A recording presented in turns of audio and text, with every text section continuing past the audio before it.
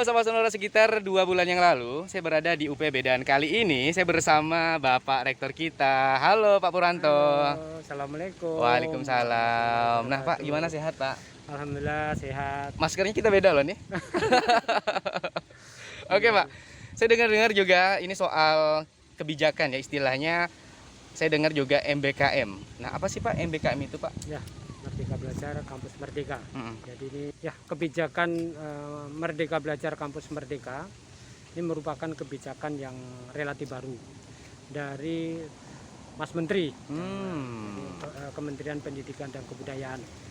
Jadi kalau melihat dari esensi dari kebijakan Merdeka Belajar Kampus Merdeka ini adalah kebijakan yang sangat progresif dan menurut kami adalah kebijakan yang sangat responsif, berkesesuaian dengan keinginan kita, harapan kita bersama untuk menghadirkan lulusan-lulusan perguruan tinggi yang siap kerja, yaitu lulusan-lulusan yang tidak hanya dibekali oleh ilmu yang bersifat linier saja, tetapi juga multidisiplin. Nah selain multidisiplin tadi itu Pak apa lagi Pak? Jadi esensi dari multidisiplin ini, jadi mahasiswa ini kita berikan kesempatan dan ruang untuk belajar di luar prodinya, meskipun itu masih dalam lingkup di universitas, maupun belajar di industri ataupun belajar di luar dari kampusnya yang sesama universitas maupun di industri. Artinya berarti nanti ketika teman-teman keluar dari kampus itu udah siap begitu ya? Siap. Pak Purwanto, nah soal kurikulumnya seperti apa berarti Pak? Memang ujung tombak di dalam mengimplementasi kebijakan Merdeka Belajar Kampus Merdeka ini, kami juga sudah menyusun regulasinya terkait ini ya. Ini ada pada prodi-prodi, ya, jadi prodi yang ada di Fakultas Hukum, prodi yang ada di Teknik, Fakultas Teknik, prodi ada di Fakultas Ekonomi maupun prodi yang ada di Fakultas Pertanian. Ya alhamdulillah beberapa waktu yang lalu UPB ini mendapatkan ya hibah dari kementerian terkait dengan Merdeka Belajar Kampus Merdeka ini. Jadi ini tidak hanya sekedar stimulus bagi prodi-prodi yang lainnya, tetapi ini menjadikan momentum bagi kami untuk ya bersama-sama untuk segera mengimplementasikan ini. Jadi ujung tombaknya ada pada prodi-prodi. Di universitas nanti memayungnya dalam bentuk melakukan MOU. Jadi MOU itu bisa dilakukan dengan kampus-kampus mitra kita. Kampus-kampus mitra kita, baik yang ada di Kalimantan Barat maupun yang ada di luar Kalimantan, bahkan yang ada di luar negeri. Ini sudah MOU sudah kami lakukan dengan beberapa perguruan tinggi itu. Begitu juga dengan industri ini dengan korporat juga sudah kita lakukan, dan begitu juga dengan pemerintah daerah. Nah, Pak Purwanto, soal yang kurikulum adaptif tadi ini seperti apa berarti ini? Ya kurikulum yang sesuai dengan kebutuhan kekinian, ya. Kebutuhan di pasar kerja dan sebagainya. Dan yang lebih memahami tentang itu tentu dunia industri. Jadi kampus ini sejatinya seperti kayak swalayan. Jadi yang menawarkan dari beberapa kurikulum tadi, yang kurikulum yang basisnya sebenarnya berkolaborasi tadi itu, berkolaborasi. Jadi nanti itu akan dikonversikan dalam SKS. Kalau misalnya dulu misalnya KKN aja lah, KKN itu kan biasa 2 bulan 3 bulan. Iya dulu 2 bulan 3 bulan. Ini bisa nanti dilakukan sampai 1 semester kan gitu. Tapi itu memberikan penguatan kepada ya masyarakat di tempatan pelaksanaan KKN itu. Jadi kawasan ini kan luasnya yang untuk kampus kita ini di Jalan Komja Sudarso ini ada 5, hektar. Minimal 30% akan kita bangun kawasan hutan kampus. Nanti yang akan ditanam di kawasan hutan kampus ini adalah kayu-kayu khas Kalimantan. Pohon khas Kalimantan sendiri nih, gimana itu Pak? Jadi kan memang Kalimantan ini luar biasa. Jadi jenis-jenis bermacam-macam varietas tani ini, tanaman-tanaman kan luar biasa. Harapan kami, jadi nanti di hutan kampusnya ini bisa ya ditanami dengan berbagai macam jenis tanaman-tanaman khas hutan Kalimantan, dan sekaligus ini juga bisa dijadikan ya lahan untuk informasi, mendiseminasikan tentang keberagaman hutan yang ada di Kalimantan. Pak Uranto ya, setelah Bapak ya, saya juga lepas ini mau cari-cari siapa yang kira-kira saya dapat ngobrol gitulah, santai. Siapa? Baik, nanti mungkin bisa melanjutkan diskusi atau pembicaraan ini dengan Warek 2 kami, Siapa beliau Pak? itu Ibu Reni, Ibu Reni. dan Warek 3 kami, Bapak Dr. Sigit Sugiyardi. Jadi beliau itu Pak Sigit yang Warek 3 itu yang membidangi di kemahasiswaan, alumni dan kerjasama. Baik. Jadi Deh. memang sangat sangat berkesesuaian dengan rencana-rencana mengimplementasikan dengan kebijakan Merdeka Belajar Kampus Merdeka. Nanti banyak memang saya memang memandatkan kepada Pak Sigit ini untuk ya mendesain percepatannya. Baik. Begitu juga nanti dengan Bu Reni ini di Warek 2, jadi beliau tentu nanti akan yang menyiapkan sarana prasarana pendukung, dan berikut juga alokasi pembiayaannya. Baik, Pak Uranto Ya, ya. nanti silakan di secara teknis bisa dilakukan diskusi-diskusi dengan beliau. Intinya Pak Uranto sehat-sehat ya. Ya, Pokoknya nanti alhamdulillah. kita jumpa lagi ya. Masih Terima bersama kasih. saya Arif di Vlog Sonora. Sampai Terima jumpa kasih, Mas Pak Arif. Uranto. Ya. Terima kasih. Assalamualaikum. Waalaikumsalam warahmatullahi wabarakatuh. Nama saya Pascal Yusendra. Dulu saya berkuliah di kampus UPB ini, dan saya melihat hari ini kampus UPB perkembangannya sangat signifikan. Dalam 2,5 tahun ini kepemimpinan Bapak Purwanto, sarjana hukum, M.Hum, ya, beliau sangat-sangat responsif sekali.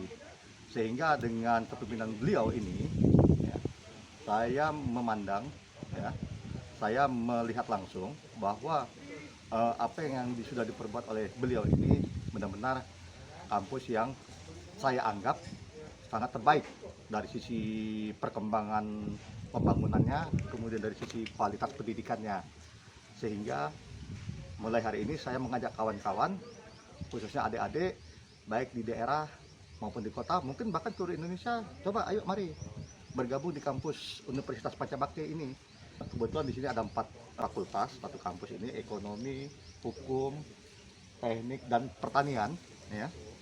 Betul-betul mereka menjaga kualitas pendidikannya. Nah, menjaga kualitas pendidikannya ini tentunya kawan-kawan yang ingin masuk, ya, kawan-kawan yang sudah menempuh pendidikan, ya, adik-adik maupun yang lainnya, saya kira jangan ragu untuk berkecimpung atau ikut menikmati pendidikan lah. Saya kira program pendidikan sangat didukung oleh pemerintah. Tentunya dari kawan-kawan semua, adik-adik semua, ayo mari kita bantu. Mungkin kawan-kawan yang dari alumni semua Fakultas Hukum, Pertanian, ya, Ekonomi, Teknik, kalau memang misal masih ada dukungan untuk support dana, silahkan bantu kampus kita ini. Jadi kampus kita ini seperti sudah disampaikan oleh Bapak Rektor kita yang saat ini kampusnya bersifat pluralis, humanis, bahkan sangat nasionalis. Dengan 3 filosofi itu, saya kira sudah mewakili semua di kampus ini, UPB, Universitas Pancabakti. Terima kasih, hanya itu yang bisa dapat saya sampaikan. Iya, Sobat Sonora, kalau tadi Bapak Rektor, Bapak Purwanto ngobrolin soal MBKM yang implementasi. Nah, saya sekarang bersama Pak Sigit. Halo Pak Sigit. Halo. Nah, tadi saya izin sama Pak Rektor ya, disuruh ke Pak Sigit. Oke. Ini soal nanyain katanya, Pak, saya duduk ya sambil ya, ya. tentang pilar-pilar istilah MBKM itu loh Pak. Itu gimana Pak? Oke, terima kasih. Selamat siang semuanya. Ya. Jadi MBKM itu program baru kebijakan pemerintah ya dari Kemendiknas. Intinya kampus dengan mahasiswanya suruh benar-benar merdeka, tetapi secara kompetensinya justru kita tingkatkan. Jadi intinya mereka bisa 3 semester belajar di luar prodinya, kemudian dipacu dengan beberapa program. Ada 8 kegiatan yang ditawarkan nih. Barusan Bapak bilang ada 8 program. Nah, di antara satu apa Pak? Boleh sebutin? Oke, jadi mahasiswa tuh nanti ke depan kan tadi udah jelas MBKM tuh ada 3 semester yang mereka boleh di luar program studinya. Jadi 3 semester, wah luar biasa nih. Jadi mereka dulu kayak KKN. Oh. KKN ngebangun desa dulu hanya 2 bulan 3 bulan. Sekarang mereka boleh 1 semester. Dan nilainya itu kita konversi. Jadi 1 semester 20 SKS. Nah, ini yang diinikan. Jadi itu pertama membangun desa. Judul di situnya KKN tematik. Itu satu program. Kemudian program yang lain, pertukaran pelajar atau mahasiswa lah sekarang. Jadi mereka boleh join atau keluar dari program studi yang ada, bergabung dengan program yang lain. Berarti artinya boleh dikasih kebebasan gitu Boleh, mahasiswanya ya? Kemudian nanti kita konversi ke nilai. Kemudian yang ketiga, mereka sekarang boleh ngajar. Jadi dengan pandemik sekarang kan masalah banyak tidak ketemu guru dan dengan muridnya. Nah sekarang mahasiswa di daerahnya masing-masing dengan standar tertentu tentunya itu boleh menjadi pendamping nanti atau ngajar untuk tingkat dasar. Itu ada standarnya. Dan itu akan dikonversi nanti 20 SKS maksimal ya, artinya 1 semester. Kemudian yang lain penelitian, dia boleh penelitian bareng dengan dosen ataupun instansi yang lain-lain. Itu kita nilai. Kalau dulu penelitian kan hanya untuk akhir perkuliahan, ya akhir studi. Sekarang mereka boleh diikutkan mulai dari awal. Artinya semester 5 ke atas sudah mulai diikut sertakan. Jadi asisten dulu dan sebagainya. Itu yang ikut penelitian, magang, penelitian dan sebagainya. Kemudian ada lagi tentang kemanusiaan. Oh, kemanusiaan. Ya, sekarang kemanusiaan mereka juga boleh mendampingi ikut dengan pihak-pihak unsur kemanusiaan ya, katakan PMI atau instansi yang lain formal ya, formal. Artinya bukan mereka hanya kerja saja di sana, mereka belajar manajemennya, persiapannya, mengidentifikasi, logistik dan sebagainya. Nah, total 20 SKS, 1 semester nih, karena ada juga paskanya. Berarti artinya walaupun dulu itu lebih umum, nah sekarang ini lebih dirincikan gitu Pak ya? Betul. Artinya mereka belajar di luar kampus lah ceritanya. Kemudian dikasih bobot yang lain-lain. Kemudian selanjutnya magang. Istilahnya magang. Dulu magang dengan perusahaan lain, dengan yang lain-lain. Sekarang magang 1 semester. Sama, misalnya mau magang apa? Tentang di instansi. Dia mereka mulai belajar tentang komunikasi, bisnis dan sebagainya, sehingga mereka bisa berinteraksi, mulai belajar tentang manajemen, pembukuan dan sebagainya, itu dikonversi. Kemudian ini yang sedang tren tentang kewirausahaan. Nah, kewirausahaan core-nya kita. Ini mahasiswa nantinya boleh kita pandu dan sebagainya. Mereka mulai dari persiapannya planning ya, persiapan pembuatan proposal apa sebagainya, sampai akhirnya harap mereka jadi benar-benar entrepreneur. Entrepreneur itu bukan dalam tanda kutip dagang ya, tapi jiwanya mereka siap. Katakan nanti mereka bisa join dengan Aming misalnya, contoh, bukan satu produk lah, belajar kopi, belajar apa dan sebagainya, mereka boleh saja. Nanti di situ kita masukkan mulai teknik proposal yang mereka ini kan, komunikasi bisnisnya bagaimana, mengevaluasinya bagaimana, kemudian sampai pembukuan dan sebagainya. Nah itu model yang kita akan coba dorong terus. Mereka boleh milih. Nah itu dari 8 jenis yang mereka boleh milih nanti. Kita siapkan fasilitasnya. Nah itu program yang dari pemerintah. Nah sekarang bagaimana dengan UPB nih? UPB sebagian sudah siap untuk mengimplementasikan. Kita sudah kerjasama dengan Pemda, kerjasama dengan pihak ketiga, kemudian Artinya mahasiswa kita nantinya kita akan coba bekalin supaya benar-benar mereka sudah cuan, sudah bisa join. Artinya ada pihak yang lain di luar UPB, baik instansi pemerintah maupun non pemerintah, swasta juga dan sebagainya, itu yang menjadi nanti mitra kita. Nah, mahasiswa boleh nanti di situ kita siapkan, termasuk sarana prasarana, ada pelatihan dan sebagainya. Ini dengan model-model kayak gini, harapannya tadi bisa kita dorong mahasiswa benar-benar profesional nantinya, punya kompetensi di luar kampus nih. Karena nanti kan pasar tenaga kerja itu kompetensi yang kan, bukan lagi teori dan sebagainya. Nah, ini yang dikejar oleh pemerintah. Nah, kita akan song-song itu. Nah, Pak Sigit, seperti program beasiswa yang dari pemerintah ini seperti apa untuk tanggapan dari UPB gitu? Jadi apa namanya, izin ini apa, izin ya adik-adik ya, nyebutnya adik-adik. Wah, beramai nih. Ya, jadi UPB di samping juga tadi program-program yang ada, UPB juga menyiapkan beasiswa sebetulnya.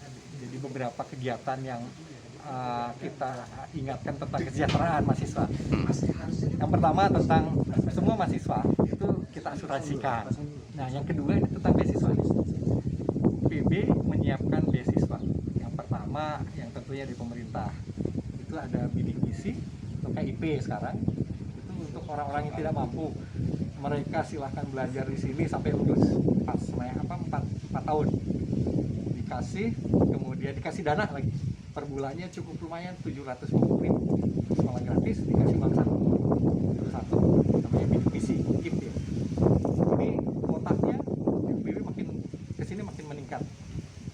Kemudian yang kedua ada beasiswa dari perbankan dari Bank, kemudian dari BNI, kemudian BNI Syariah dan sebagainya. Ini juga ditujukan untuk mahasiswa yang dalam tanda kutip tidak mampu dan berprestasi. Kita dorong juga nih. Jadi nggak usah takut dengan kita gabung di UPB, kita siapkan fasilitas kesejahteraannya. Luar biasa sahabat Sonora ya Pak Sigit, menjelasin soal ya pilar-pilar tadi Pak ya. Kemudian ada tentang soal beasiswa. Makanya sahabat Sonora ya yang lagi nonton vlog ini ya Bapak ya buruan ya, pokoknya standar.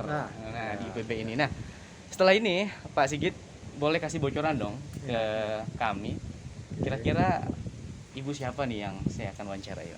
Oke, satu lagi sebetulnya gini, UPB sedang mengembangkan sarana prasarana, ya. Jadi di tengah pandemi kayak gini, iya benar banget. Kita bukannya juga cerita, wah kita kok ngebangun yang sementara ada beberapa tidak ngebangun. Tidak, ini karena kita memikirkan untuk mahasiswa nih. Sambil berjalan gitu ya. Berjalan, kemudian udah gitu kompetensi kita juga UPB ini benar-benar serius ingin meningkatkan tentang kecerdasan bangsa tentunya dengan sarana prasarana, termasuk sarana mahasiswa, sarana akademik dan sebagainya. Ini kita ngobrol dengan Bu Reni, silahkan nanti ini. Bu Reni adalah wakil rektor bidang umum keuangan sarana prasarana. Nah, Pak Sigit tadi saya lupa, Pak Sigit sebagai saya wakil rektor 3 bidang kemahasiswaan, alumni dan kerjasama. wah, alumni lagi kan? Alumni, ya alumni kita cukup banyak Mas. Cukup banyak, jadi luar biasa. Alumni seluruh Indonesia, mulai dari politisi, kemudian pejabat, banyak pejabat, kemudian udah gitu TNI Polri, kemudian udah gitu PNS, swastanya juga banyak. Jadi, terima kasih. Luar biasa lah. Luar biasa, Pak Sigit ya, tetap sehat selalu. Sampai jumpa Pak Sigit. Sampai jumpa. Sahabat Sonora, saya Saufio Seko, alumni Fakultas Hukum Universitas Pancabakti tahun 2003.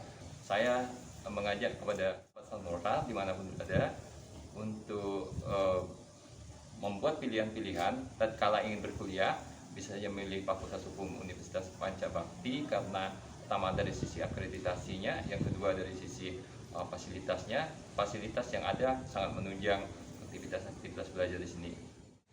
Sahabat Sonora, kita masih di vlog Sonora. Kalau tadi yang pertama ada Pak Rektor yang ngomongin soal implementasi, kemudian ada Pak Sigit ya dasarnya. Nah, setelah ini sahabat Sonora saya mengajak Anda untuk melihat soal kesiapan dan juga spotting saran dan juga prasarana untuk program yang istilahnya MBKM. Langsung saja kita jumpai. Halo, assalamualaikum, selamat sore Ibu. Waalaikumsalam, selamat sore. Iya, saya dengan Arif, Bu. Ibu dengan Ibu siapa, Bu? Bu Reni. Bu Reni. Diastuti. Boleh. Iya. Bu Reni sebagai apa, Bu? Kira-kira kita memang dalam posisi saya diberi amanah untuk menjadi pembantu rektor 2.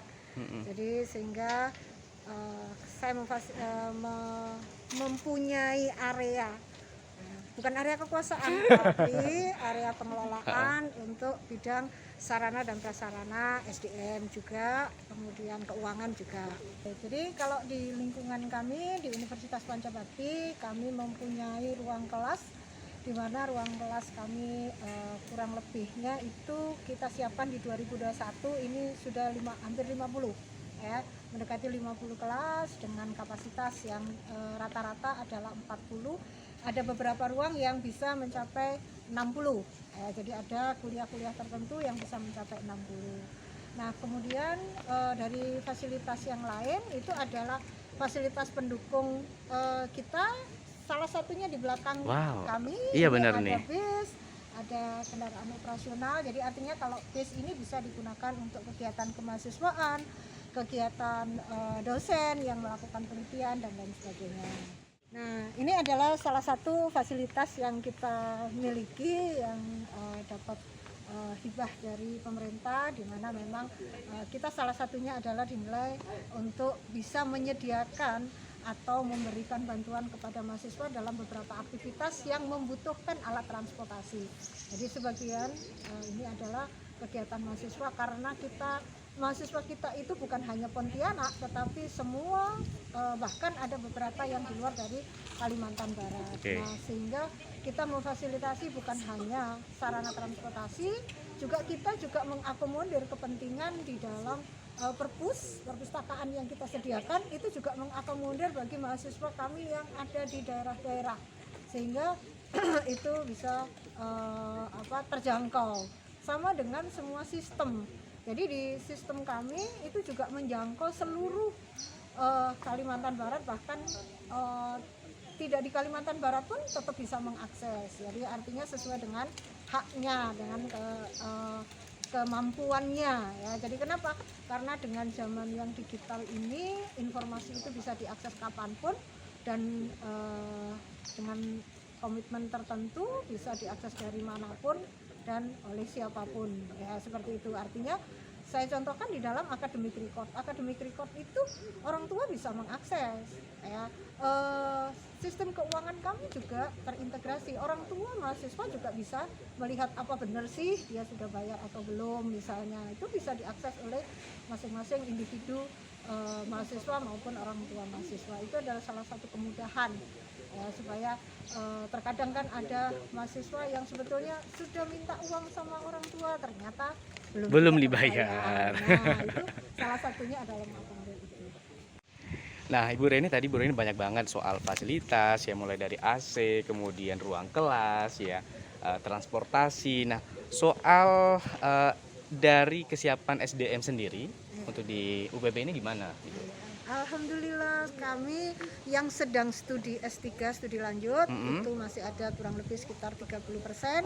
Kemudian yang 30% sudah selesai, dan tahun 2021 ini akan kita dorong dosen-dosen yang masih terhitung di dalam usia produktif semua itu untuk segera melanjutkan pendidikannya pada strata yang lebih tinggi juga. Jadi kami siap menerima, artinya karena kami sudah mempersiapkan diri bahwa ketika jumlah mahasiswa dengan kualifikasi tertentu, kita juga menyiapkan SDM itu dengan kualifikasi tertentu. Dan selama 2 tahun terakhir ini kami juga merekrut dosen kurang lebih hampir 40 orang dengan kualifikasi tertentu yang ternyata kita saring dari sekitar 190 calon dosen yang terekrut. Itu adalah yang lolos itu adalah ada sekitar 38, dan ternyata pada saringan terakhir sampai dengan 34 dosen. 34 dosen itu sebetulnya ini menambah jumlah dosen yang beberapa waktu lalu, sehingga sebetulnya totalnya dosen kita itu 100. Itu hanya dosen tetap ya. Kalau yang tidak tetap? Yang tidak tetap itu hampir 30. Oh, Hampir oke. 30 karena memang tidak tetap itu biasanya karena kita mengambil praktisi ya, karena memang kita ada orientasi bahwa kampus itu bukan Menara Gading hanya khusus pengembangan ilmu, tetapi juga pemberian kompetensi ya, pembekalan kompetensi ketika mahasiswa nanti atau menjadi alumni itu siap untuk belajar, karena dalam arti bahwa bukan hanya belajar dari buku tetapi belajar dari pengalaman praktisi seperti itu. Ini ya, ini keren banget ya. Bis ini kayaknya kita mau liburan gitu ya. Ya. Boleh nanti Mau sebetulnya kalau akhir pekan atau liburan ajak Arif ya. Iya, nanti saya ajak Mas Arif ya, karena mudah-mudahan tante corona ini segera berlalu. Amin, supaya amin, kita bisa amin. Nah, pergi. oke, Ibu ini soal apa namanya pembiayaannya gimana?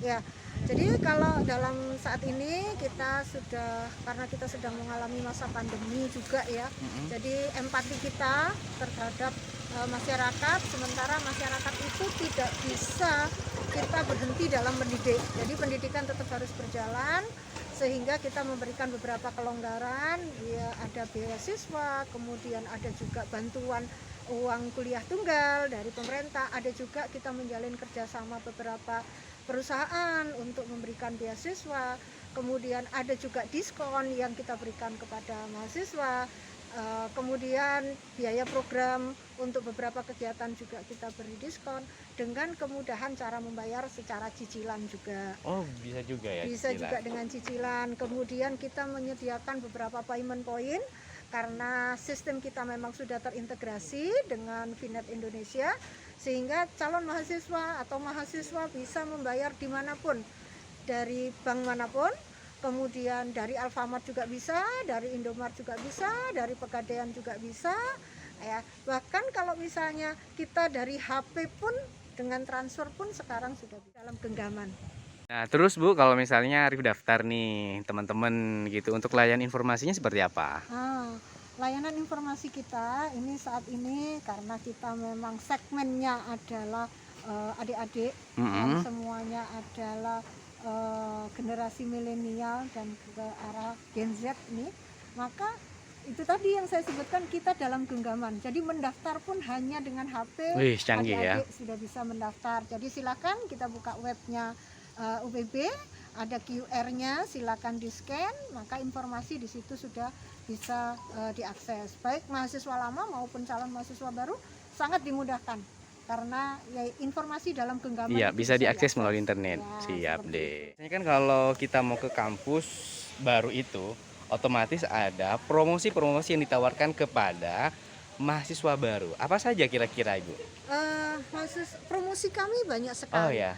Menggunakan media digital Oh, banyak, digital. kemudian radio tetap kita gunakan, juga media Online ya? online itu juga intens, jadi kita juga lakukan. Kemudian juga mahasiswa juga kita tawarkan, calon mahasiswa kita tawarkan ada program diskon banyak, Oh, banyak diskonnya. Nah, jadi artinya selain kita cicilan juga ada program diskon, sehingga ini sangat memudahkan untuk kita memprogram pembayaran, sementara kita memfasilitasi keinginan belajar untuk menjadi calon mahasiswa di Universitas Pancabakti. Ada kemudahan pembayaran, ada kemudahan juga untuk mengakses, juga ada kemudahan secara komunikasi. Jadi aktivitas layanan kami tidak hanya terbatas pada jam kerja, tetapi melalui web itu akan kita layani sampai dengan pukul 20 malam. Oke. Nah, untuk jalur calon mahasiswa baru kami punya beberapa jalur. Yang pertama jalur prestasi ya, jadi bagi adik-adik calon mahasiswa yang punya prestasi tingkat provinsi atau nasional, apalagi kami siap ada satu program untuk tanpa seleksi kalau dalam konteks finansial, tetapi dalam konteks seleksinya dari jalur prestasi. Kemudian ada jalur reguler, itu yang pendaftaran bebas biaya pendaftaran, tetapi kita menggunakan yang disebut dengan jalur seleksi rapot ya, jadi administrasi rapot. Kemudian ada juga jalur KIP KIP ya, ya itu adalah untuk calon mahasiswa yang mempunyai keterbatasan finansial tapi motivasi tinggi dan memang layak untuk kita bantu. Kemudian ada juga jalur kerjasama, ya kerjasama dengan Pemda, itu juga ada beberapa. Jadi silakan adik-adik bagi beberapa daerah itu ada menggunakan beberapa jalur pembelajaran yang bisa dijadikan fasilitas untuk nyampe ke kampus UPB, ya nyampe ke kampus UPB digital ke depan, dan kemudian semuanya bisa dilakukan dengan hanya 10 jari kita bisa nyampe UPB. Dengan 10 jari atau 1 jari dan 2 jari kita juga bisa melakukan pembayaran di UPB, dan dengan 2 jari kita juga mengakses academic record, informasi UPB, semua ada di dalam genggaman Anda. Dan mudah-mudahan untuk ke depan masyarakat Kalimantan Barat akan maju pendidikannya melalui jalur-jalur pendidikan yang kami lakukan seperti ini. Dan insya Allah UPB akan menjadi lebih besar dan masyarakat Kalimantan Barat otomatis juga tingkat pendidikannya juga akan naik. Harapan kita maju bersama-sama untuk membangun Indonesia melalui jalur pendidikan. Wow, ya tidak terasa nih Sahabat Sonora ya dari Pak Purwanto nih Bu ya soal pengembangan yang katanya hutan ya, hutan kampus. Jadi ciri khas ya pasti Kalimantan pohonnya. Kemudian dari Pak Sigit dasar-dasar ya pilar pengembangan programnya juga ada dari Ibu sendiri tadi soal pendaftaran. Nah, mungkin di pesan-pesan terakhir nih Bu kepada Sahabat Sonora silakan. Sahabat Sonora, kita harapkan bahwa akan bergabung dengan UPB.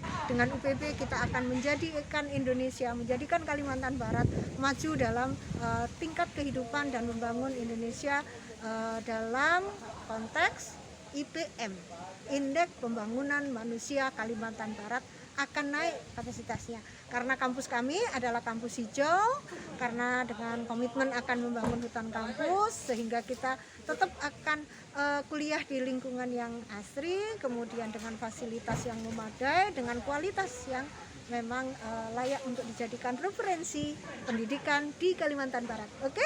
Punya di UPB. Kalau Di begitu, UPB. iya saya Arif dan Bye. Ibu Jangan lupa. Reni dan jangan lupa Ibu ya. Jangan lupa bergabung dengan UPB. UPB pasti sukses, pluralis, humanis, dan nasionalis. Oke, dadah, sampai jumpa dan assalamualaikum Ibu. Waalaikumsalam Mas Arif. Terima kasih Mas Arif. Ya, Terima sampai kasih jumpa. Sahabat Sonora.